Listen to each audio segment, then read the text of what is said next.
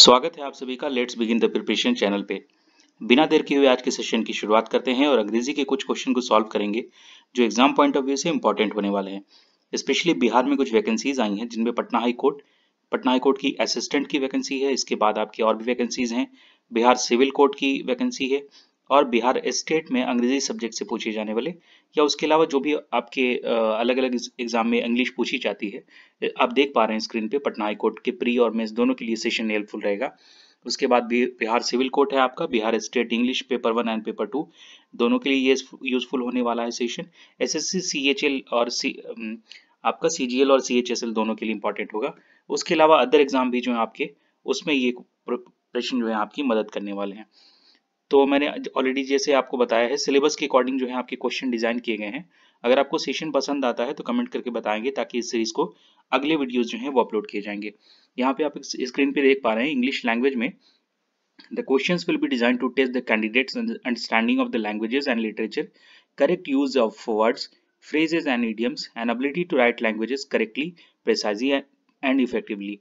The questions will ordinarily cover vocabulary, grammar, sentence structure, synonyms and antonyms, and their correct usage, spot the error, fill in the blanks, spelling or detecting misspelled words, idioms and phrases, one word substitution, improvement of sentences, active to passive voices of verbs, conversion into direct to indirect narration, shuffling of sentences parts, shuffling of sentence in a passage, close passage and comprehension passage etc.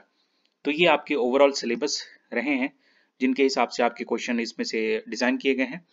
तो आज हम session की शुरुआत करते हैं। हमारा पहला word है सिमिलर मीनिंग बताना है, यानी कि सिनोनिम बताना है आपको एग्जम्पशन का। तो एग्जम्पशन का मतलब होता है freeing someone from an application, किसी को किसी आरोप से मुक्ति दे देना यानी उसको फ्री करना। और आपका इम्यूनिटी का मतलब भी यही होता है। इम्यूनिटी का मतलब होता है द एबिलिटी टू अवॉइड और not to be affected by disease, criticism और पनिशमेंट बाय लॉ। यानी कि इम्यून का मतलब होता है, इम्यूनिटी का मतलब होता है किसी भी डिजीज से, किसी बीमारी से अवॉइड होना, बचना या उससे सशक्त होना। क्रिटिसिज्म किसी तरह के आलोचना से बचना, किसी तरह की पनिशमेंट जो लॉ के द्वारा दी जाती है उससे बचना। तो ये इम्यूनिटी का मतलब भी यही होता है। तो हमारा जो आप ऑप्शन नंबर 1 देख पा रहे हैं यहाँ पे सिमिलर मीनिंग ऑफ एग्जम्पशन, ये इम्यूनिटी इसका करेक्ट वो हो जाएगा, यानी कि ऑप्शन करेक्ट हो जाएगा इसका। एग्जम्पशन मतलब फ्री करना, छूट होना, इम्यूनिटी मतलब भी ये इसका सिमिलर मतलब निकलता है। बाकी आपके अकाउंटेबिलिटी, लाइबिलिटी और रिस्पॉन्सिबिलिटी ये एक तरह के वर्ड हो जा रहे हैं। तो हमारा ऑप्शन नंबर ए जो है वो करेक्ट हो जा रहा है इसमें। 2 नंबर देखिए आप, अपोजिट मीनिंग ऑफ लेमेंट। तो लेमेंट का मतलब होता है, इसका मतलब दुख होना, सॉरो या ग्रीफ को कहते हैं लेमेंट। और इसका एंटोनिम हो जाएगा रिजॉइस, मतलब खुशी के सेंस में ये आपका है। बाकी ये तीन जो चीजें हैं आपकी इससे मेल नहीं खा रही हैं। तो हमारा ऑप्शन नंबर वो है, ये अपोजिट करना था। तो लेमेंट मतलब सॉरो और दुख, और रिजॉइस इसका अपोजिट हो जा रहा है। तो ऑप्शन नंबर ए जो है इसका भी करेक्ट हो जाएगा। Similar meaning of covenant. तो आपको कोवेनेंट का सिमिलर मीनिंग बताना है। तो कोवेनेंट का मतलब होता है किसी तरह का एग्रीमेंट होना। और आप कॉन्ट्रैक्ट का मतलब भी जानते हैं, कॉन्ट्रैक्ट मतलब भी एग्रीमेंट होता है एक तरह से। तो ये केस, कूपन और आपका सेटलमेंट ये इससे मैच नहीं खा रहे हैं। कॉन्ट्रैक्ट हो जाएगा हमारा कोवेनेंट का, यानी कि ऑप्शन नंबर 3 का, ये जो क्वेश्चन नंबर 3 का ऑप्शन नंबर सी है वो करेक्ट हो जा रहा है हमारा। 3 क्वेश्चन हम देख चुके हैं। अगला हमारा क्वेश्चन है, ये आप देखेंगे अलग अलग टॉपिक वाइज है। ये आपके सिनोनिम्स और एंटोनिम्स थे। उसके बाद आपको ये नरेशन और आपके सॉरी इसमें कंजक्शन और प्रीपोजिशन वगैरह के फिल इन द ब्लैंक्स के पार्ट हैं। तो ये आपके सिलेबस के और टॉपिक्स के अकॉर्डिंगली ही डिजाइन किए गए question. In English voice expresses the relationship dash the subject to the verb. तो अंग्रेजी में कह रहा है कि इन इंग्लिश में वॉइस जो होती है वो क्या करती है, एक्सप्रेस करती है रिलेशनशिप को किसके साथ में, सब्जेक्ट टू द वर्ब। तो यहाँ पे रिलेशनशिप ऑफ जो हमारा है वो करेक्ट हो जाएगा। और क्वेश्चन नंबर 4 का जो बी है, in English voice expresses the relationship of the subject to the verb. तो ये हमारा ऑप्शन नंबर बी करेक्ट हो जाएगा। 5 नंबर देखिए, I did not dash TV last night. तो इसमें आपको भरना है नॉट वॉच्ड, वॉच्ड, वॉच या वॉचिंग। ये क्या होगा इसमें, पांच नंबर में ये आपको बताना है। तो बताइए एक बार आप पहले, उसके बाद इसका आंसर हम लोग देखते हैं। तो ये यहाँ पे देखेंगे आप, यहाँ पे आई डिड नॉट के बाद डैश है टीवी लास्ट नाइट। तो डिड नॉट ऑलरेडी पास्ट की बात हो रही है यहाँ पे, तो इसके साथ में हम ईडी नहीं जोड़ेंगे हमारा, तो हमारे करेक्ट क्या हो जाएगा, I did not watch TV last night, ये करेक्ट हमारा ऑप्शन नंबर सी हो जाएगा इसमें। अब ये देखिए इसमें 6 नंबर में neither money nor power dash needed to get selected for the Olympics. तो ये कह रहा है कि ओलंपिक में सिलेक्ट होने के लिए न तो पैसे की जरूरत होती है न पावर की जरूरत होती है। तो ये आपको नीदर मनी नॉर पावर के साथ में क्या आएगा, आर वर इज या वाज, ये आपको बताना है। तो हमारा करेक्ट हो जाएगा इसमें neither money nor power is needed to get selected for the Olympics, क्योंकि यहाँ पे या तो किसी एक की बात हो रही है, या तो मनी की बात हो रही है या फिर पैसे की बात हो रही है ना। मतलब नाइदर के साथ आप नॉर देख पा रहे हैं, तो यहाँ पे इसके अकॉर्डिंग हमारा इज करेक्ट हो जाएगा, आर वर और वाज गलत हो जाएंगे हमारे। अब अंग्रेजी का सबसे कॉम्प्लेक्स और डिफिकल्ट टॉपिक है सेंटेंस स्ट्रक्चर। इसमें बहुत से लोगों को परेशानी होती है, तो एक बार हम इसका बेसिक समझते हैं क्या है। अगर आप समझ जाएंगे तो अच्छी बात है, नहीं समझ पाते हैं तो दोबारा से हम लोग कोशिश करेंगे एक सेपरेट वीडियो में इसको सॉल्व करने के लिए। सेंटेंस स्ट्रक्चर देखिए क्या हुआ है, sentence structure is how all the parts of a sentence fit together. इसका मतलब होता है कि एक सेंटेंस के जो अलग अलग टुकड़े हैं वो एक सेंटेंस में कैसे फिट बैठते हैं, वो होता है हमारा सेंटेंस का structure. If you want to make more advanced and interesting sentences, अगर आप चाहते हैं कि आपके जो सेंटेंस है बहुत एडवांस हो, बहुत इंटरेस्टिंग हो, दिलचस्प हो, तो क्या करना पड़ेगा, you first have to understand how sentence structure works. तो समझना पड़ेगा कि ये कैसे काम करता है। तो इसके बेसिक पार्ट्स क्या हैं ये आप देख लीजिए।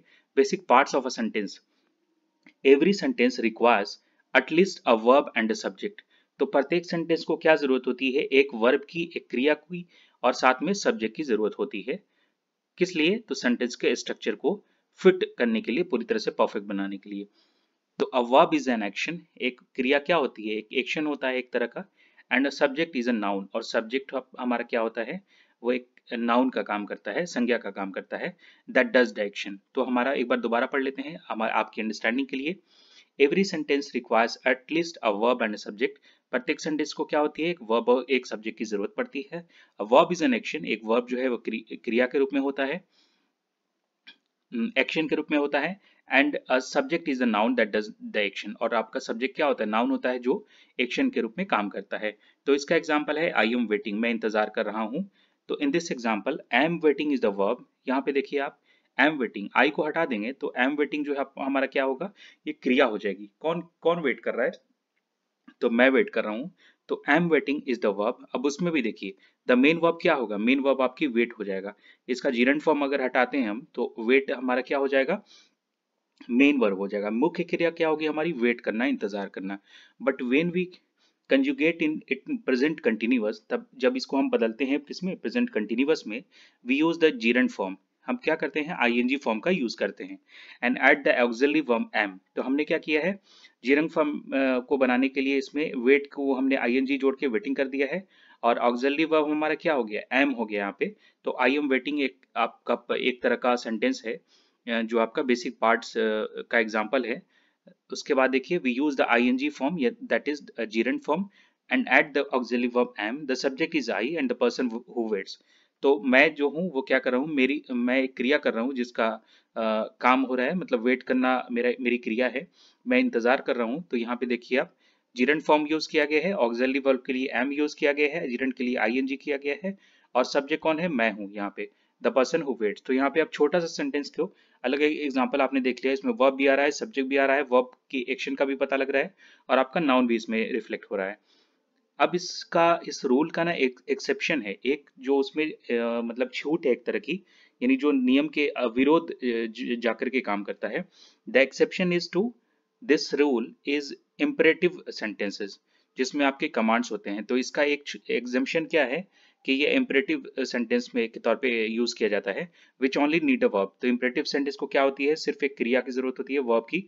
We can assume that the subject is the person is the speaker who is talking to.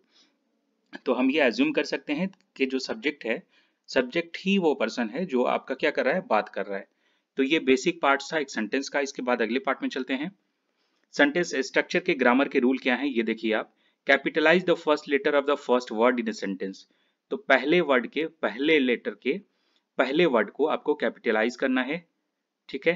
उसके बाद and a sentence with a period, question mark, exclamation point और कोटेशन मार्क्स। तो सेंटेंस को कंप्लीट कैसे करना है, पूरा करने के टाइम में हम क्या करेंगे, एंड करने के टाइम में या तो हम पीरियड लिखेंगे, या तो हम क्वेश्चन मार्क देंगे, या फिर एक्सक्लेमेशन मार्क देंगे, या पॉइंट देंगे, या फिर किसी कोटेशन को मार्क करेंगे। ठीक है, ये दूसरा पॉइंट था इसका। तीसरा पॉइंट था most of the time the subject of the sentence comes first. ज्यादातर केसेस में क्या होता है कि सेंटेंस का जो सब्जेक्ट है ना वो पहले आता है, द वर्ब कम्स सेकंड, तो उसके बाद वर्ब जो होती है आपकी वो दूसरी में आती है, और आपका तीसरा क्या होता है, द ऑब्जेक्ट कम लास्ट, यानी कि तीसरा आपका लास्ट में क्या होता है, ऑब्जेक्ट आता है। ये आपको बहुत बेसिक से, बहुत बचपन से आप पढ़ते आ रहे हैं, सब्जेक्ट वर्ब और ऑब्जेक्ट। तो हमारा पहला क्या हो गया, हमारा सेंटेंस का सब्जेक्ट पहला हो गया, वर्ब हमारी सेकंड हो गई, और हमारा ऑब्जेक्ट क्या हो गया, लास्ट हो गया। ये सेंटेंस स्ट्रक्चर का, ग्रामर का बेसिक रूल है। चौथा और इंपॉर्टेंट रूल क्या है, if the subject is singular, अगर आपका सब्जेक्ट क्या है, सिंगुलर है, the verb must also be singular, तो आपका क्रिया क्या होनी चाहिए, वर्ब जो है वो आपकी सिंगुलर होना चाहिए। If the subject is plural, the verb must be plural, तो अगर आपका सब्जेक्ट सिंगुलर है तो आपका वर्ब भी सिंगुलर होना चाहिए, और आपका सब्जेक्ट प्लूरल है तो आपकी वर्ब भी प्लूरल होनी चाहिए। This is known as subject verb agreement. तो ये जो टर्म है, ये जो नॉर्म्स है, ये तरीका जो है आपका सिंगुलर और प्लूरल का, यानी दोनों सेम होना चाहिए, ये क्या कहलाती है, ये आपकी सब्जेक्ट वर्ब एग्रीमेंट कहलाती है। आई होप कि यहाँ तक आपको कोई डिफिकल्टी नहीं होगी समझने में। उसके बाद हम चलेंगे टाइप्स ऑफ क्लॉजेस कौन कौन से हैं। तो क्लॉज के टाइप देखने पड़ेंगे, उसके पहले जाना जरूरी है क्लॉज होता क्या है। तो a clause is a group of words that contains a subject and a verb. तो ये क्लॉज जो है एक शब्दों का, वर्ड्स का एक ग्रुप है, एक समूह है, जो रखता है अपने पास में सब्जेक्ट को भी और वर्ब को भी। तो a clause is a verb group of words that contains a subject and a verb. Sometimes a clause is a complete sentence on its own. तो किसी टाइम में क्या होता है कि जो क्लॉज होता है वो अपने आप में सेंटेंस को पूरा करता है, but other times it needs help. उसके बाद जो है, कुछ समय की बात हो रही है, समटाइम्स ये क्या करता है, अपने आप में सेंटेंस को कंप्लीट करता है, बट सम अदर टाइम्स, यानी कि समटाइम्स को छोड़ दें तो बाकी केसेस में क्या होता है, other times it needs help before it expresses a complete thought. तो दूसरे समय में ये अपने साथ में किसी ऑक्सिलरी की जरूरत पड़ती है इसको, या ये हेल्प के लिए किसी और क्लॉजेस का यूज करता है। तो अब देखते हैं कि टाइप्स इसके कौन कौन से हैं। तो पहला टाइप हमारा क्या है, इंडिपेंडेंट क्लॉज है। अब इंडिपेंडेंट क्लॉज होता क्या है, ये किस चिड़िया का नाम है, a clause that is a complete sentence is called an independent clause.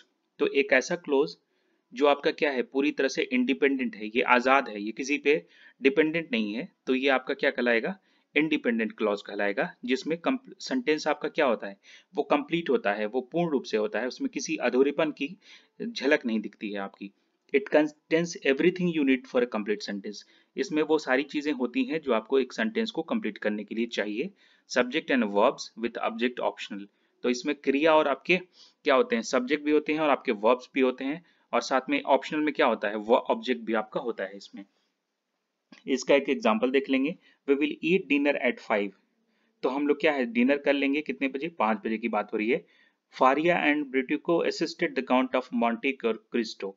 तो ये फारिया और आपके ब्रिटिको जो हैं वो उन्होंने असिस्ट किया, assisted the count of Monte Christo. किसको असिस्ट किया, आपकी काउंट ऑफ मॉन्टे क्रिस्टो को। तो ये आपके दो एग्जाम्पल हैं जिसमें आपके सेंटेंस कंप्लीट है, किसी तरह के इसको हेल्प की मदद नहीं, हेल्प की जरूरत नहीं पड़ रही है। तो ये हमारा किस तरह का सेंटेंस हो रहा है, ये इंडिपेंडेंट क्लॉज है, इसमें आपको किसी तरह की कॉमा या फिर किसी कोटेशन, किसी क्वेश्चन मार्क, एक्सक्लेमेशन मार्क, इन सब चीजों की जरूरत नहीं पड़ रही है। आप देख पा रहे हैं सेंटेंस शुरू हुआ है और लास्ट में खत्म हो गया है। तो इस तरह की चीजें क्या कहला रही हैं, ये हमारा इंडिपेंडेंट क्लॉज का एग्जांपल है। दूसरा हमारा है टाइप्स ऑफ क्लॉजेज में। अब हमारा डिपेंडेंट क्लॉज क्या है, ये देखिए आप। A clause that is not complete sentence is called a dependent clause. तो पहले हमने क्या देखा था, a clause that is complete in sentence is called dependent clause, जिसको आपको किसी तरह के अलग से एडिशनल की चीजों की जरूरत नहीं है। इसमें सब्जेक्ट होता है, वर्ब्स होता है और ऑब्जेक्ट होता है ऑप्शनल में। पर इसमें देखिए डिपेंडेंट क्लॉज में क्या होता है, ये एक the clause that is not a complete sentence, इसमें एक तो अधूरा रहता है आपका सेंटेंस, और सबऑर्डिनेटिव क्लॉज, इसको आप क्या कहते हैं, डिपेंडेंट क्लॉज भी कहते हैं, साथ में सबऑर्डिनेटिव क्लॉज भी ये कहलाता है। The support independent clauses. तो ये क्या करते हैं, आपके इंडिपेंडेंट क्लॉज को सपोर्ट करते हैं, है ना, usually by adding necessary information. तो जनरली तौर पे क्या करते हैं, कुछ सूचनाएं इसमें ऐड करते हैं, उसके बाद ये हमारा सेंटेंस जो है वो कंप्लीट हो जाता है। अब देखिए डिपेंडेंट क्लॉज का या सबऑर्डिनेट क्लॉज का एग्जांपल क्या है। The roads are icy because it rained last night.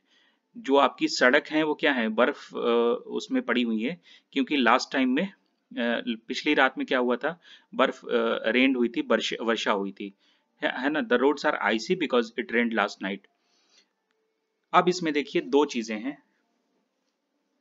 यानी कि दो भाग को मिला करके सेंटेंस कंप्लीट करने की कोशिश की गई है। पहला ये इसका पार्ट क्या है, this sentence contains two clauses. इसमें क्या है, आपके दो क्लॉज को का यूज किया गया है।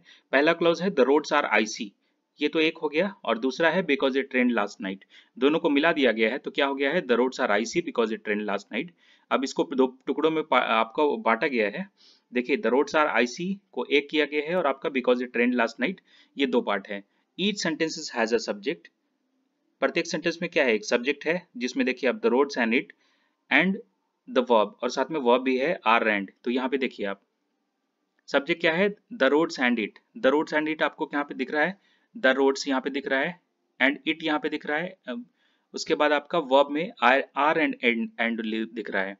तो आर आपका यहाँ पे हो गया है और एंड आपका दोबारा से बीच में हो गया है, यानी बिकॉज की जगह पे यहाँ पे यूज किया गया है। But only the first clause is complete sentence by itself. लेकिन जो पहला क्लॉज है ना, वो आपका सेंटेंस को कंप्लीट करता है। पहला क्लॉज क्या है हमारा, द रोड्स आर आईसी, ये आपका पहला क्लॉज है। और दूसरा में बताया गया है कि किस कारण से ये आईसी था, क्योंकि पिछली रात जो थी वो बारिश हुई थी, वर्षा हुई थी, है ना। अब यहाँ पे देखिए आप, notice that the subordinated clause because it rained last night slightly changes the meaning of the first sentence by adding new and important information। तो पहले वर्ड में क्या है, the roads are icy, ये तो कंप्लीट है अपने आप में, पर इसमें क्या हो रहा है, सबऑर्डिनेटेड क्लॉज आपका जुटा हुआ है, कौन सा, दूसरा वाला पार्ट। उसके बाद क्या हुआ है आपका, it rained last night slightly, ये इसमें जोड़ रहा है ये सेंटेंस। उसके बाद क्या है, it changes the meaning of the first sentence. तो दूसरा मतलब ओवरऑल जो सेंटेंस का मीनिंग ये चेंज कर दे रहा है by adding new and important information. तो इसमें नई और ज़रूरी सूचना को ऐड करने के बाद से इसकी जो पूरी की पूरी वो है सेंटेंस का स्ट्रक्चर है वो चेंज हो जा रहा है आपका। That is the main purpose of the subordinative clause. और इसका उद्देश्य मुख्य क्या है सबऑर्डिनेटिव क्लॉज का, कि अगर कोई अधूरा सेंटेंस है, चाहे वो पहला हो या दूसरा हो, तो उसको साथ में सबऑर्डिनेट बन करके उसके साथ में डिपेंडेंट होकर के वो उसको पूरा करता है। To improve an independent clause with essential details, है ना। अब यहाँ पे देखिए common subordinative conjunctions including because. अब कुछ कॉमन सबऑर्डिनेटिव कंजक्शंस हैं जो जोड़ते हैं ताकि सेंटेंस हमारा कंप्लीट हो, जिसमें क्या क्या है, बिकॉज है, ये बिकॉज आपका आया हुआ है यहाँ पे, और आपके सिंस हैं, ऑल्दो हैं, अनलेस हैं और वाइल हैं, as well as relative pronouns. तो हमने क्या देखा, सबऑर्डिनेटिव कंजक्शंस कौन कौन से हैं आपके, because, since, although, unless and while, as well as. और रिलेटिव प्रोनाउंस कौन कौन से हैं आपके, like, that, which, whether, whatever, whenever, however, etc। तो ये सारे आपके रिलेटिव प्रोनाउंस हैं, और यहाँ पे आपने देखा आपका सबऑर्डिनेटिव कंजक्शन के एग्जांपल्स। अब ये आप देख पा रहे हैं यहाँ पे 4 टाइप्स ऑफ सेंटेंस स्ट्रक्चर। तो सेंटेंस स्ट्रक्चर के 4 प्रकार होते हैं। देखिए यहाँ पे लिखा हुआ है depending on how you combine clauses. तो आप किस तरह से क्लॉज को कंबाइन करते हैं, जोड़ते हैं, you can create 4 different types of sentence structure. आप 4 अलग अलग तरह के क्या कर सकते हैं, different types of sentence structure को बना सकते हैं। अब पहला इसका स्ट्रक्चर है सिंपल, यानी कि सिंपल सेंटेंस स्ट्रक्चर क्या का मतलब होता है, इसमें एक इंडिपेंडेंट क्लॉज होता है। इंडिपेंडेंट क्लॉज मतलब जिसको किसी भी दूसरे तरह से आवश्यकता नहीं है किसी मदद की, यानी इंडिपेंडेंट है वो अपने आप में। आगे चल के हम इसका एक्सप्लेनेशन देखेंगे, साथ साथ देखते चलते हैं। इनफैक्ट यहाँ पे आप देखिए सिंपल सेंटेंसेस। अब ये सिंपल सेंटेंसेस होते क्या हैं, simple sentences are pretty simples. ये पूरी तरह से सिंपल होते हैं, साधारण होते हैं। Just a single independent clause, सिर्फ ये क्या होते हैं, एक अकेले इंडिपेंडेंट क्लॉज होते हैं। नो मोर नो लेस, कम भी नहीं होते हैं, ज्यादा भी नहीं होते हैं। This include subject and verbs, subject and verbs, but you can also include objects. इसमें क्या होते हैं, सब्जेक्ट और वर्ब भी होते हैं, लेकिन इसमें आप शामिल कर सकते हैं किसको, ऑब्जेक्ट को भी आप इसमें डाल सकते हैं। तो ये हमारे सिंपल सेंटेंस कहलाएंगे। अब इसका 2 एग्जाम्पल है। Life itself is the most wonderful fairy tale. तो लाइफ जो है, जिंदगी जो है, वो अपने आप में क्या है, बहुत ही वंडरफुल, बहुत अमेजिंग आपकी फेयरी टेल है। एक मतलब कहते हैं फेयरी टेल एक परियों की कहानी, एक इमेजिनरी जो आपकी वो होती है, वो उस तरह की चीजें हैं। ये कहा था, ये कोटेशन है एक तरह का, हैंस क्रिश्चियन एंडरसन ने ये इसको बोला हुआ था। दूसरा देखिए जरा, real glory springs from their silent conquest of ourselves. तो ये आपका दूसरा एग्जाम्पल है आपका, जो जोसेफ पी थॉमसन ने कहा था। तो ये दो एग्जाम्पल हो गए आपके सिंपल सेंटेंसेस के, जिसमें आप देख पा रहे हैं ये इंडिपेंडेंट क्लॉज है, इसमें किसी नो और no more no less formula का यूज किया गया है, जिसमें आपके कौन कौन सी चीजें शामिल हैं। इसमें सब्जेक्ट हैं आपके, वर्ब्स हैं और आपके ऑब्जेक्ट भी शामिल हैं। ये सिंपल सेंटेंस हमने देख लिया। दूसरा हम देखने वाले हैं कंपाउंड सेंटेंस। कंपाउंड में क्या होता है, दो या दो से ज्यादा इंडिपेंडेंट क्लॉज की जरूरत पड़ती है। कम्प्लेक्स में क्या होता है, वन इंडिपेंडेंट क्लॉज होता है और साथ में आपका प्लस वन करके वन और मोर सबऑर्डिनेटेड क्लॉज होता है। एक तो इंडिपेंडेंट क्लॉज होता है, प्लस में एक या ज्यादा जो आपके सबऑर्डिनेटिव क्लॉज होते हैं वो इसके साथ में मिलकर के क्या बनाते हैं, कम्प्लेक्स सेंटेंस बनाते हैं। चौथा और लास्ट हमारा है कंपाउंड कम्प्लेक्स। अब ये कम्प्लेक्स देख लिया, कंपाउंड देख लिया, आप दोनों को मिला के क्या हो गया, कंपाउंड कम्प्लेक्स हो गया। कंपाउंड कम्प्लेक्स में क्या होता है, दो या दो से ज्यादा इंडिपेंडेंट क्लॉज होते हैं। पहले में क्या था, वन इंडिपेंडेंट क्लॉज, किसमें, कम्प्लेक्स में। और आपके कंपाउंड में क्या था, दो या दो से ज्यादा इंडिपेंडेंट क्लॉज। अब ये दोनों को मिलाने के बाद से क्या हो रहा है, दो यहाँ पे दो हो रहा है और एक आपका इंडिपेंडेंट क्लॉज हो रहा है। दो आपके डिपेंडेंट क्लॉज हो गए, to or more independent clauses है ना, प्लस वन और मोर सबऑर्डिनेटिव क्लॉज, ये मिला के आपके कंपाउंड कॉम्प्लेक्सेस हो जाएंगे। इस वीडियो को थोड़ा सा पॉज करके आप देख लेंगे, ये स्लाइड को आप ध्यान से पढ़ेंगे और उसके बाद वीडियो को सुनेंगे, मतलब मैं वॉइस ओवर जो कर रहा हूँ, तो आपकी सेंटेंस की क्लैरिटी आसानी से हो जाएगी। क्योंकि जितना मुश्किल ये लग रहा है, जब इसके कुछ एग्जाम्पल हम लोग करेंगे आने वाली सीरीज में, तो उसके बाद और क्लैरिटी हमारी हो जाएगी। ये क्लिस्टर और क्लियर मैनर में आपके लिए बहुत ही कम्प्रिहेंसिव तरीके से समझ में आ जाएगा। तो हमने यहाँ पे देख लिया सिंपल सेंटेंस का एग्जांपल। दूसरा हमारा कंपाउंड है, वो देखते हैं। कंपाउंड सेंटेंस है क्या, a compound sentence joins together two or more independent clauses. ये क्या करता है, दो या दो से ज्यादा इंडिपेंडेंट क्लॉजेस को जोड़ता है इनटू अ सिंगल सेंटेंस। किसमें, एक सिंगल सेंटेंस में। You can connect the independent clause into two ways. ये दो तरह से आप इसको जोड़ सकते हैं, ये इसको आप कनेक्ट कर सकते हैं। पहला तरीका क्या है, यूजिंग अ कमा एंड कोऑर्डिनेटिव कंजक्शन। एक तो हम कमा का यूज करते हैं इस तरह से, और दूसरा आपका कोऑर्डिनेटिव कंजक्शन का यूज करते हैं। जो आपके कौन कौन से हैं, फॉर है, एंड है, nor, but, or, yet, and, so, known as fan boys. तो ये आपके कोऑर्डिनेटिव कंजक्शन के एग्जांपल हैं बिटवीन द क्लॉजेस। ये हमारा पहला तरीका था। यहाँ पे देख पा रहे हैं ना आप, इंडिपेंडेंट क्लॉज को दो तरीके से ये क्या करता है, कनेक्ट करता है। पहला हमने देख लिया, इसमें जो भी आपकी कोऑर्डिनेटिव कंजक्शन है वो इसमें ब्रैकेट में आपके दिख पा रहे हैं। दूसरा हमारा क्या है, using a semi colon between the clauses. तो ये बीच बीच में क्या करता है, ये वाला सेमी कॉलन, ये आप दिख रहे हैं, ये योरसेल्फ के बाद वाला, ये इसको जोड़ता है। तो पहला क्या था, एक तो कॉमा जोड़ता है और दूसरा आपका कोऑर्डिनेटिव कंजक्शन को जोड़ता है।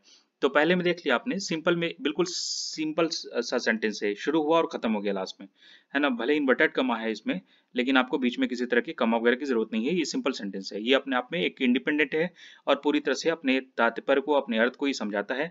दूसरा हम देख रहे थे कंपाउंड सेंटेंस। कंपाउंड सेंटेंस में क्या हो रहा है, दो इसके तरीके हैं इसको आइडेंटिफाई करने के। पहला तरीका क्या है, यूज ए कमा एंड कोऑर्डिनेटिव कंजक्शन। कमा के साथ में क्या करना है, कोऑर्डिनेटिव कंजक्शन को यूज करना है, जिसमें आपके for, and, nor, but, yet इस तरह के एग्जाम्पल दिए गए हैं, है ना, बिटवीन द क्लॉजेज। क्लॉजेज के बीच में यहाँ पे कमा यूज कर दिया गया है ना। अब यहाँ पे देख रहे हैं बट भी आ गया है। तो ये आपका किसका एग्जांपल हो गया, कंपाउंड सेंटेंस का एग्जांपल हो गया। अब देखिए इसमें ये तो पहला क्राइटेरिया हम समझ गए हैं। दूसरा में क्या है, using A semicolon between the clauses. अब सेमीकोलन हमको देखिए कहाँ पे दिख रहा है, यहाँ पे दिख रहा है ना, बी योर सेल्फ के बाद से, be your self everyone else is already taken. तो पहला एग्जांपल देख लेते हैं, ये दोनों क्राइटेरिया हम देख चुके हैं। इट में सीम डिफिकल्ट एट फर्स्ट, ये पहली बार देखने में क्या हो सकता है, मुश्किल हो सकता है, but everything is a difficult at first. पर हर काम, हर चीज जो है मुश्किल होती है पहली बार में। ये मियामोटो मुशाई का कहना है, ये कोटेशन उठाया गया है। बी योर सेल्फ के बाद सेमीकोलन है, everyone else is already taken. तो अपने आप में बनो, अपने आप के लिए बनो, क्योंकि प्रत्येक व्यक्ति जो है वो अपने आप में क्या है, वो ऑलरेडी टेकन है। वो ये ऑस्कर आपके विल्ड ने कहा हुआ है। तो ये दूसरा एग्जांपल था। तीसरा है, we know they are lying. हम जानते हैं कि वो लोग क्या कर रहे हैं, झूठ बोल रहे हैं। They know they are lying, वो भी जानते हैं कि वो झूठ बोल रहे हैं। They know, we know they are lying, वो जानते हैं और हम लोग भी जानते हैं कि हम लोग झूठ, वो लोग झूठ बोल रहे हैं। ये तो एक तरह से पहली हो गई यार। हाँ, we know they know, we know they are lying. तो हम लोग जानते हैं, वो भी लोग जानते हैं कि वो क्या कर रहे हैं, झूठ बोल रहे हैं। But they are still lying, पर उसके बावजूद भी वो क्या कर रहे हैं, ये आपके लेइंग कर रहे हैं, झूठ बोल रहे हैं। ये आपके अलेक्जेंडर इसिवियाची जुलगिनिश इनका कहना हुआ है। क्या नाम है इनका, एलेक्जेंडर इसियाविच सोलेगिनची। तो इनका नाम भी बड़ा डिफिकल्ट है। मुझे थोड़ा सा 1 मिनट का समय देंगे आप, थोड़ी इंटरनेट कनेक्टिविटी का इशू शायद आ रहा है, जस्ट कुछ सेकंड का समय दीजिए मुझे।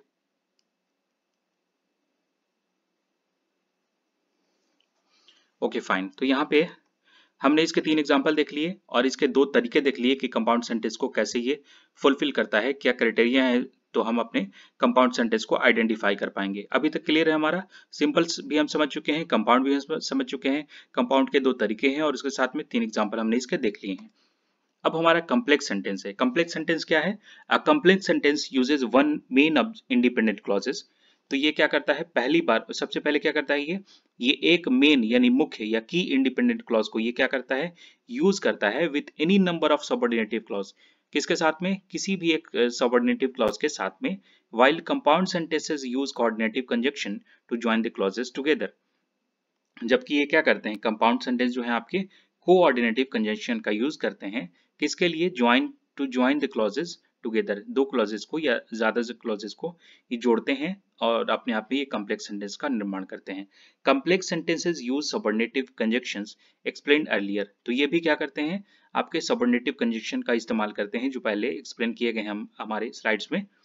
If the subordinative clause comes first, अगर आपका सबऑर्डिनेटिव क्लॉज पहले आता है, यूज अ कमा बिफोर द इंडिपेंडेंट क्लॉज, तो हम क्या करते हैं, कमा का प्रयोग करते हैं किसके पहले, इंडिपेंडेंट क्लॉज के पहले।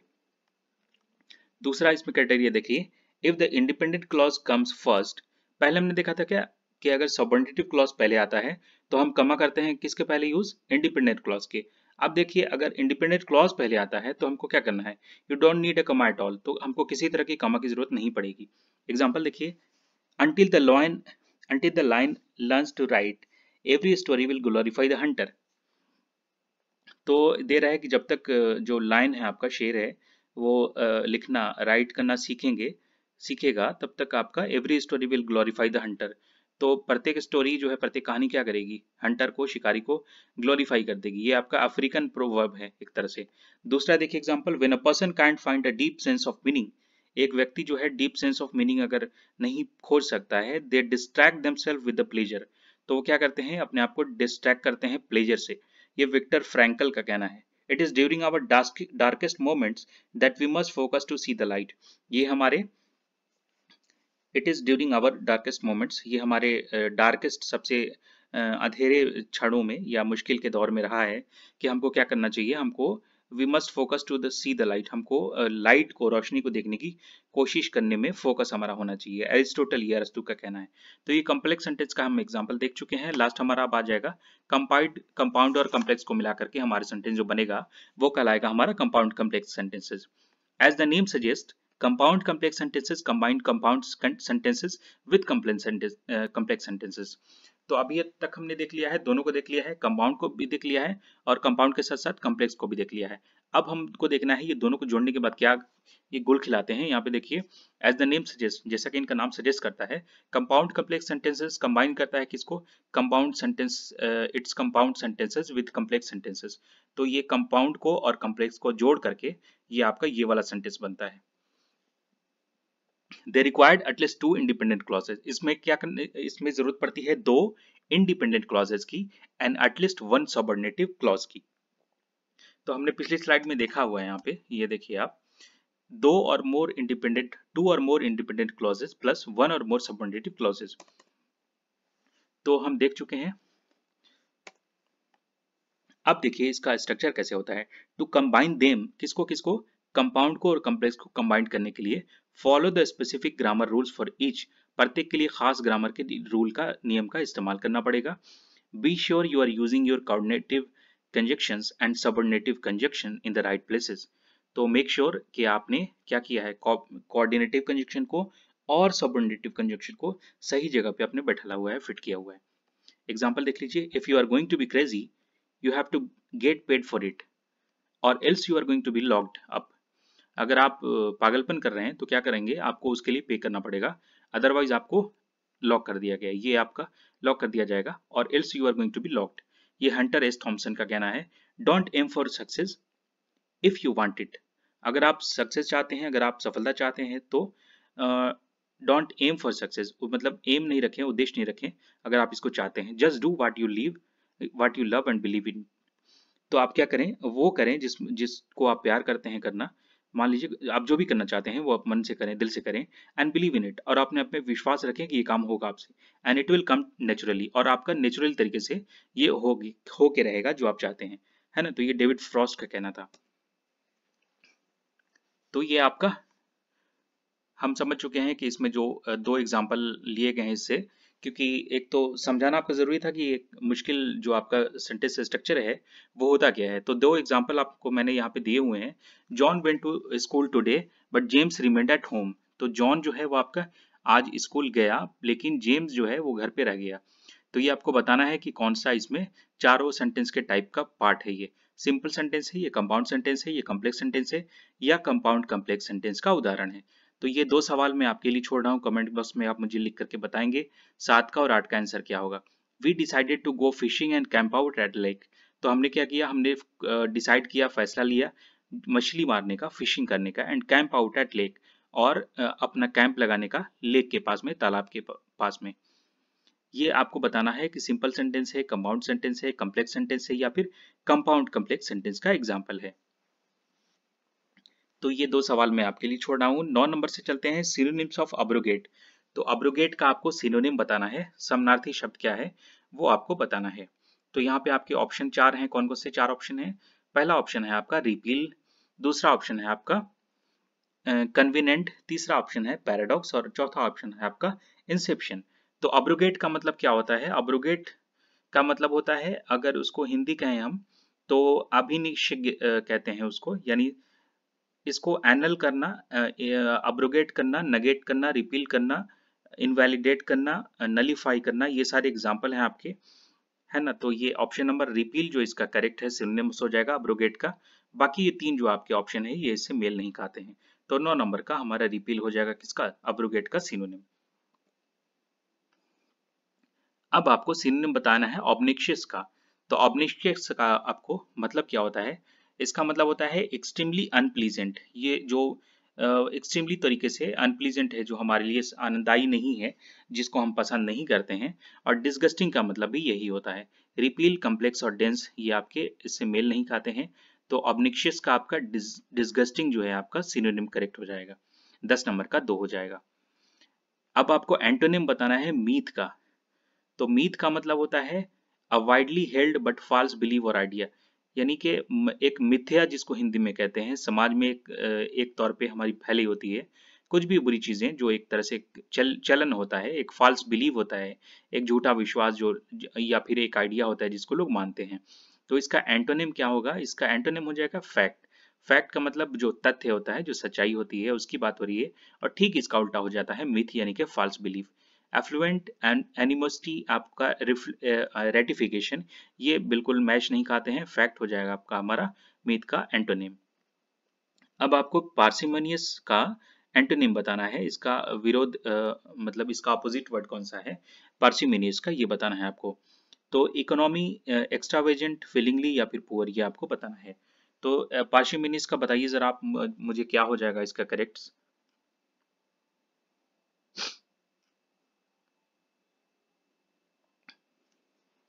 तो पार्शियमेनिस का होता है very unwilling to spend money or use resources, यानी कोई पैसे खर्चे करने में या संसाधन खर्चे करने में बहुत ही कंजूसी करता हो, है ना, वेरी अनविलिंग तरीके से पैसे खर्च करता हो, तो वो हमारा एक्स्ट्रावेजेंट हो जाएगा। इसका क्या हो जाएगा?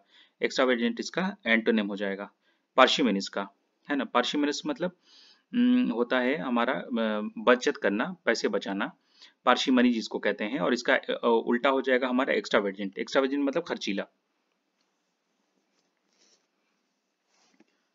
और 12 हम देख चुके हैं, 12 के बाद हम चलेंगे 13 नंबर पे। ये 13 नंबर में आपको बताना है solve as per the direction given below, given above. तो ये आपको 13 नंबर में देखिए, we discuss about problem so thoroughly on the eve of the examination that I found it very easy to work it out. तो बताना है कि इसमें आपकी कौन से पार्ट में एरर है, ये बताना है। तो देख रहे हैं यहाँ पे, we discussed about the problem और so thoroughly on the eve of, यानी कि इस अवसर पे एग्जामिनेशन के, that I found it very easy to work it out.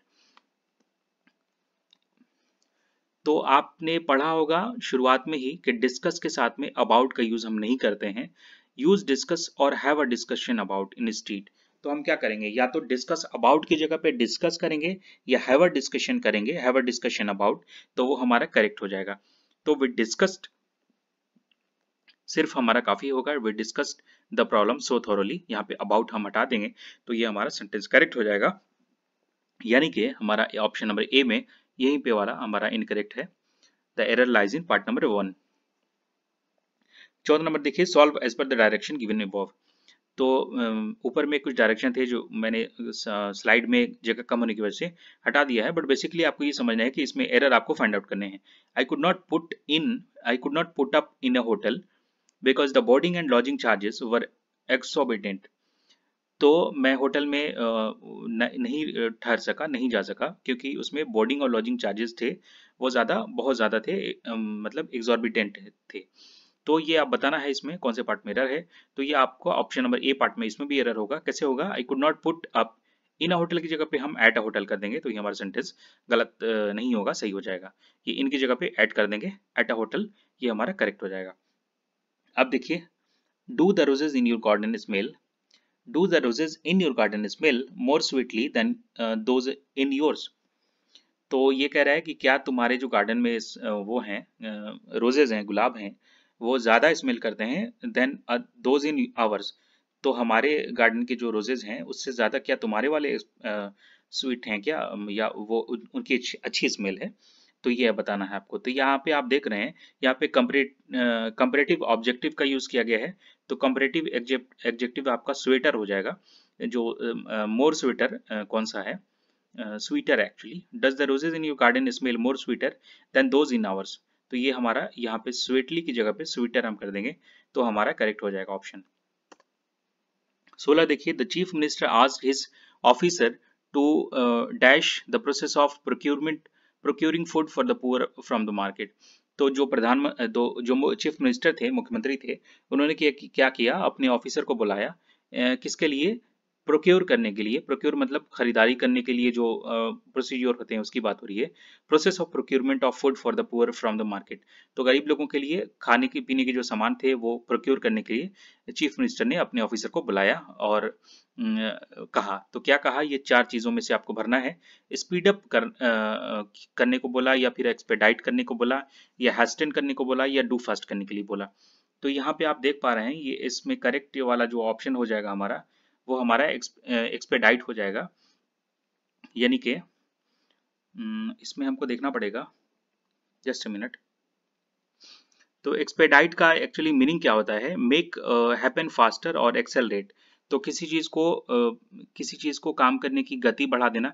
Speed up का मतलब भी यही होता है, पर स्पीड अप मतलब हरी करना, स्पीड करना, फास्टर करना। और यहाँ पे मेक हैपन फास्टर यानी किसी चीज को फास्टर करवाना, है ना, या फिर एक्सेलरेट करवाना। तो यहाँ पे इसका तात्पर्य यही निकल रहा है, the chief minister asked his officer to expedite the process of procuring food for the poor from the market। तो ऑप्शन नंबर बी इसका करेक्ट आंसर हो जाएगा।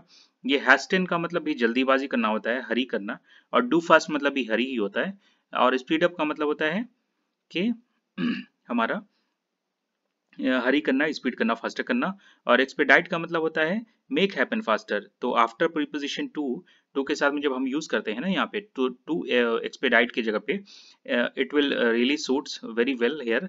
तो हम यहाँ पे एक्सपेडाइट का यूज करेंगे। 17 देखिए, hopes of a settlement depends on the dash of a discussion finding. तो यहाँ पे hopes of a settlement depends on the dash of the discussion. तो जो सेटलमेंट होना है, जो किसी तरह से मान लीजिए कुछ लफड़ा हुआ है, कुछ पंगा हुआ है, उसको सेटलमेंट करना है, तो सेटलमेंट की जो भी उम्मीद है वो किस पे डिपेंड करेगी, डैश ऑफ द डिस्कशन। तो डिस्कशन के डैश पे डिपेंड करेगी। तो यहाँ पे फाइंडिंग्स है, आउटकम्स है, ब्रेक थ्रू है, और आपका रिजोल्यूशंस है। तो एक बार देख लेते हैं कि इसका मतलब क्या होता है। फाइंडिंग्स एंड ब्रेक थ्रू जो है आपका, इसका मतलब होता है डिस्कवरी, और आउटकम्स का मतलब होता है कॉन्सिक्वेंसेज, यानी क्या उसके आपको क्या उसके आपके मतलब कॉन्सिक्वेंसेज देखने पड़ेंगे फ्यूचर में। And resolution means a form decision. तो यहाँ पे चार चीजें हैं, चार चीजों में आपका क्या है, फाइंडिंग्स और ब्रेक थ्रू, ये दोनों का मतलब क्या होता है, डिस्कवरी करना, खोजना। आउटकम्स का मतलब होता है कॉन्सिक्वेंसेज, और आपका रिजोल्यूशन का मतलब होता है एक फॉर्म डिसीजन, एक अपने आप में रिजिड डिसीजन, है ना। तो यहाँ पे इसके अकॉर्डिंग जो हमारा है आउटकम जो है वो करेक्ट हो जाएगा। Hopes of settlement depends on the outcome of a discussion, है ना। तो 17 का बी ऑप्शन करेक्ट हो जाएगा।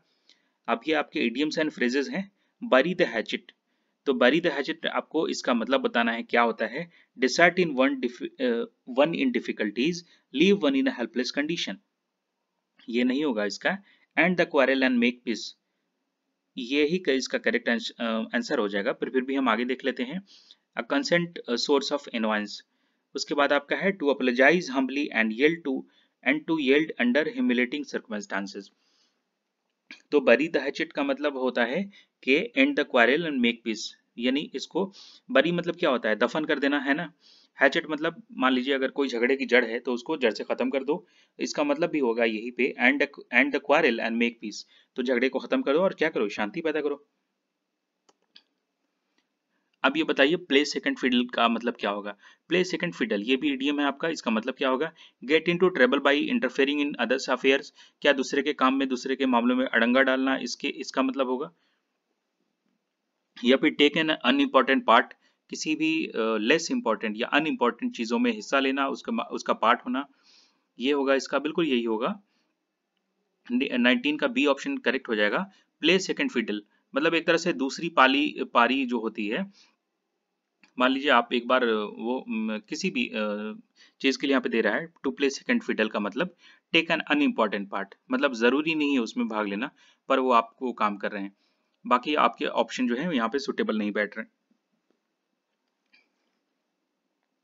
20 नंबर में देखिए मिसस्पेल्ड वर्ड का आपको बताना है। एक्सेसिबल, अफेबल, परमिशेबल और टॉलरेबल। तो आपको परमिशेबल में यहाँ पे स्पेलिंग मिस्टेक इसी वाले पार्ट में है, बाकी तीनों आपके सही हैं। एरलाइजिन पार्ट नंबर सी, तो यहाँ पे आपको परमिसिबल में MISSIBLE होगा, ए नहीं होगा यहाँ पे, तो ये आपके करेक्ट हो जाएंगे। To issue a thunderable verbal attack, तो ये आपको बताना है इसका मतलब क्या होगा। To issue a thunderable verbal attack, तो इसके मतलब में एक एक करके हम देखते हैं।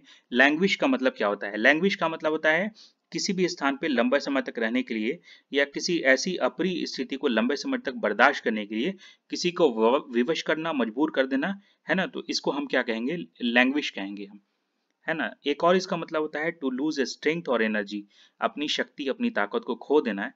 And not make any progress in something, और किसी चीज में प्रोग्रेस नहीं करना, ये क्या कहलाता है टर्म, ये लैंग्वेज कहलाता है। एनिमेट का मतलब क्या होता है, एनिमेट मतलब to make something have more life and energy, तो किसी चीज को ज्यादा उसमें जीवंत यानी कि किसी में जान डाल देना, सफुर्ती डाल देना, किसी में प्राण का संचार करना, तो ये आपका एनिमेट होता है। आपने देखा होगा अगर आप चैट वगैरह करते हैं तो एनिमेशन होता है, यानी मान के चलिए आप जो GIF या स्टिकर वगैरह भेजते हैं, तो आपने देखा होगा अगर मान लीजिए बिल्ली है तो वो अपने पैर वगैरह हिलाती रहती है, तो वो एक जस्ट एनिमेशन का एक एग्जांपल हो गया, उसी से आपका बना हुआ है एनिमेट। अब आपका फल्मिनेट क्या होता है, तो फल्मिनेट का मतलब होता है to criticise and oppose somebody or something very strongly and with great anger, तो किसी चीज को बहुत ही निंदा करना, आलोचना करना, उसकी भर्त्सना करना, है ना। तो ये आपका to issue a thunderbird verbal attack, तो थंडरबर्ड वर्बल अटैक का आपका जो वन वर्ड सब्स्टिट्यूशन है वो आपका फल्मिनेट हो जाएगा, जिसका मतलब होता है to criticise and oppose somebody something very strongly and with great anger, तो बहुत गुस्से में, बहुत ही तीव्र तरीके से किसी की आलोचना करना, किसी की निंदा करना। और आपका लास्ट बच रहा है इन्वोगरेट, तो इनविगोरेट का मतलब होता है to make somebody feel healthy, fresh and full of energy, किसी व्यक्ति को यानी कि स्वस्थ और ऊर्जावान बनाना, किसी को बलवर्धन करना, है ना। तो इस तरह की चीजें आपके इनविगोरेट कहलाती हैं। तो हम एक एक करके चारों ऑप्शन देख चुके हैं। उसके बाद हमारा है one who does not marry specially as a religious obligation, तो एक ऐसा व्यक्ति जिसकी शादी नहीं होती है खास तौर से किस मामले में, तो रिलीजियस ऑब्लिगेशन की शक्ल में। तो यहाँ पे कैलिबेट इसका करेक्ट आंसर हो जाएगा। बैचलर, वर्जिन और आपके रिक्लोज नहीं होंगे। तो 22 का आपका ऑप्शन नंबर बी जो है कैलिब्रेट, कैलिबेट जो है सेलिब्रेट आपका सॉरी सेलिब्रेट इसका करेक्ट आंसर हो जाएगा आपका। 22 के बाद 23 देखिए, he had already pass the examination. ये आपको बताना है इसका इसमें हम इसको बदलेंगे तो हमारा क्या हो जाएगा। तो यहाँ पे आप देखिए, the examination was already pass by him, the examination had already been pass by him, ये इसका करेक्ट आंसर हो जाएगा। 23 का बी होगा। कैसे होगा, हमने द एग्जामिनेशन को पहले कर लिया है, हैड को हम यहाँ पे लाए हैं, ऑलरेडी ऑलरेडी तो है ही यहाँ पे, और यहाँ पे पास्ड बाय हिम के पहले, पास्ट के पहले हमने बीन लगा दिया है, तो हमारा ये सेंटेंस जो है वो करेक्ट हो जाएगा। बाकी आप देखेंगे वो देखने में ही आपको थोड़ा अटपटा लगेगा। The examination had already passed by him, ये भी गलत है आपका। The examination has already been passed by him, ये भी आपका गलत है। तो ऑप्शन नंबर बी जो है आपका करेक्ट हो जा रहा है। अब ये सेंटेंस शफलिंग वाला पार्ट है आपका, जो सिलेबस के अकॉर्डिंग ये सारे आपके क्वेश्चंस डाले गए हैं, सेट किए गए हैं, डिजाइन किए गए हैं। Given below are the 4 jumble sentences, out of the given option pick the one that gives their correct order. तो ये 4 ऑप्शन में से आपको 4 ये आपके ऑप्शन है, और ये वाले पार्ट से आपको सही ऑर्डर इसका देना है, ताकि ये सेंटेंसेस को शफल करके हम इसका करेक्ट जो सुटेबल वे है, जो इसका करेक्ट अरेंजमेंट है उसमें बैठा सकें। तो इसका जो करेक्ट आंसर हो जाएगा वो होगा ऑप्शन नंबर 24 का ए पार्ट हो जाएगा। कैसे होगा, यहाँ पे देखिए BADC होगा। तो BADC पढ़ते हैं क्या होता है, noodles are the staple food in many cultures across the world. उसके बाद देखिए बी के बाद हमने इसमें ए जोड़ा है, while the long thin ones are most common. तो जो लंबे और पतले होते हैं वो कॉमन होते हैं, हर जगह मिल जाएंगे आपको। There are many other varieties. तो नूडल्स की क्या होती हैं, हालांकि उसकी अलग अलग वेराइटीज भी होती हैं, पर आपके जो लंबे वाले और पतले वाले जो होते हैं नूडल्स वो कॉमन होते हैं हर जगह। उसके बाद हमने डी बैठाना है, however all the varieties are usually cooked in boiling water. तो जबकि क्या होती हैं, सभी वेराइटीज जो हैं इसकी उबलते हुए पानी में इसको पकाया जाता है। They are then serve with sauce or in a soup. उसके बाद क्या किया जाता है, उसको उसको सर्व किया जाता है, पेश किया जाता है, जो भी जिसको भी खाना है, विद अ सॉस, या तो सॉस के साथ में और इन अ सूप, या फिर उसको सूप के तौर पे। तो एक बार इसको शफल करके हम करेक्ट अरेंजमेंट करेंगे तो कैसे हो जाएगा, noodles are the staple food in many cultures across the world. They are while the long thin ones are most common, there are many other varieties. However, all the varieties are usually cooked in boiling water. Then they are served with the sauce or in a soup. तो ये आपका option number A जो है इसका correct हो जाएगा। अब इसको आपको बताना है कि इसमें कौन सा सुटेबल और सही ऑप्शन होगा। जॉन आस्क्ड, जॉन ने कहा, how long will it take to travel from Germany to South Africa. अब इसका देखिए आपका हमको करना क्या पड़ेगा, इसमें हम क्या करेंगे, विल की जगह पे वुड का यूज कर देंगे, तो हमारा सेंटेंस जो है सही हो जाएगा। बाकी आप देख पा रहे हैं यहाँ पे विल लगा हुआ है, यहाँ शुड लगा हुआ है, यहाँ मस्ट लगा हुआ है, सिर्फ आपको वुड किस में दिख रहा है, ऑप्शन नंबर बी में दिख रहा है। John asked how long would it take to travel from Germany to South Africa, ये आपका करेक्ट आंसर हो जाएगा 25 का सी। अब ये हमारा देखिए क्या लिखा हुआ है, in the following passage some of the words have been left out, कुछ इसमें पार्ट जो हैं वो छूट गए हैं। Read the passage carefully and select the correct answer for the given blank out of the 4 alternatives. तो ये एक एक करके हमको चारों पढ़ने हैं। इस देखिए यहाँ ओवरऑल आपका ये सेंटेंस दिया गया है, और इसके बाद इसको क्वेश्चन के शक्ल में सजाने के लिए टुकड़ों में बांटा गया है। उसके प्रत्येक क्वेश्चन के आपको 4-4 ऑप्शन दिए गए हैं, उसमें आपको चारों ऑप्शन में से जो सुटेबल आंसर है वो भरना है। तो एक बार ओवरऑल पढ़ लेते हैं। In a strange dash, the production and the consumption of the event become cause for concern। तो यहाँ पे एक सेंटेंस हमारा कंप्लीट हो जा रहा है। तो यहाँ पे देखिए, इन अ स्ट्रेंज वे का हम यूज कर देंगे ना, उसके बाद अगर हम सेंटेंस पढ़ते हैं तो देखिए हमारा बिल्कुल सुंदर लगेगा पढ़ने में, और हमारा अर्थ इसका निकल जाएगा। In a strange way the production and the consumption of the event becomes cause for the concern. तो ये सही बैठ रहा है। उसके बाद हमारा दूसरा है, dash wonders whether never from forms for non carrying और violence are appearing। तो यहाँ पे भरना है चारों में से anyone, one, someone या somebody। तो इसमें हम वन भरेंगे। वन वंडर्स, यहाँ पे ऑलरेडी सिंगुलर है आपका, वंडर्स है, तो one wonders whether newer forms of a non caring or violence are appearing. तो ये हमारा यहाँ भी करेक्ट हो गया। उसके बाद तीसरा पार्ट देखिए यहाँ पे क्या लिखा हुआ है, somehow silence even dash quick quickly suppresses a meditation or such events, तो ये इसका तीसरा पार्ट है। समहाउ, साइलेंस के बाद कमा है, कमा के बाद somehow silence even dash quietly suppresses a meditation or such events. तो यहाँ पे आपको इनडिफरेंस अगर भर देंगे तो हमारा ये भी सेंटेंस करेक्ट हो जाएगा। Somehow silence even indifferences quietly suppresses a meditation or such events. तो ये ऑप्शन नंबर डी इसका करेक्ट हो जाएगा। 2 सवाल इसके और बच रहे हैं, हम लोग अगले साइड में देखेंगे। इवेंट तक हमने कर लिया है, यहाँ पे डैश के साथ शुरुआत करते हैं। Dash professor I can recollect the number of occasions when my students have cried as we discuss such events in classes। तो यहाँ पे एज अ प्रोफेसर हो जाएगा, लाइक अलाइक और बीइंग नहीं होगा, एज अ प्रोफेसर हमारा करेक्ट हो जाएगा। पांचवा हमारा है dash society seems so indifferent, तो इसमें येट, दस, हेंस और सो का यूज करना था। तो हमारा येट को हम अगर भर देते हैं यहाँ पे तो हमारा ये सेंटेंस कंप्लीट हो जाएगा। Yet societies seems to indifference. तो ये हमारे अभी तक के कुछ प्रश्न थे जो हमने सॉल्व किए हैं, हमारे अलग अलग various exam point of view से बहुत जरूरी हैं, जो हमने अभी तक, जिसमें इंग्लिश आती है आपके, स्पेशली जो एग्जाम के नाम मैंने शुरुआत में वीडियो के बताए हैं आपको, जिसमें आपके पटना हाई कोर्ट के असिस्टेंट के प्री और मेंस के एग्जामिनेशन, बिहार सिविल कोर्ट के अलग अलग पोस्ट जो हैं उसके लिए इंग्लिश की जहां जरूरत पड़ेगी, बिहार स्टेट इंग्लिश के पेपर 1 और पेपर 2 के लिए जहां पे जरूरत पड़ेगी, और आपके एसएससी सीजीएल और सीएचएसएल के अलावा अदर जो एग्जाम्स हैं जिसमें इंग्लिश के इस सारे टॉपिक्स पूछे जाते हैं, उसमें डेफिनेटली ये वीडियो आपके लिए हेल्पफुल रहेगी।